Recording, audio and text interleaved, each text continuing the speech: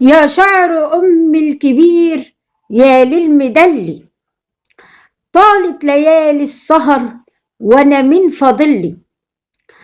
بصيت على شعرها لقيته مجرجر على طرف جلبية تلي، مشيتها تختروان على البرا وحسنها الفتان يغيروا منها العذارى. مسكت ريشة ودواية وقلت أرسمها، لقيتني بلمح جناين قطن في عيونها، وتهت في معاني لما لملمت جلبتها. طرت من الفرحة لما حسيت أحسن حنان هو حنان أمي، هو حنانها. فكرت أعمل لها تمثال وأحطه في المتحف واكتب عليه عنوان عنقود البيت طرح في يوم عيدها.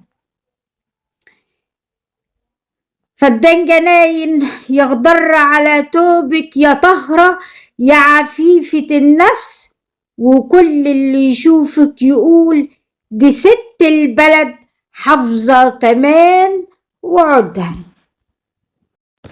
طال وطال بيا السهر، بصيت عليها لقيتها مغمضة لكن عيونها كانت مفتوحة كما الصقر، كانت مفتوحة كما الصقر، وروحها بتنده عليا كأنها معايا. بتقولي البيت بسكانه وانا ساكنة جواه، وحتى انغمض لي جفن تلقاني اسمع كل تفاصيلها. نامي واطمني، نامي واطمني يا نن عين ابوكي، الضرب تبقى منورة حتى وانت جواها، الضرب تبقى منورة حتى وانت جواها. أشكركم على حسن استماعكم، ولكم مني وافر الاحترام، وأهلا ومرحبا بكم في قناة الملكة سوسن النجار. كانت معكم الشاعرة والأديبة سوسن النجار، والسلام عليكم.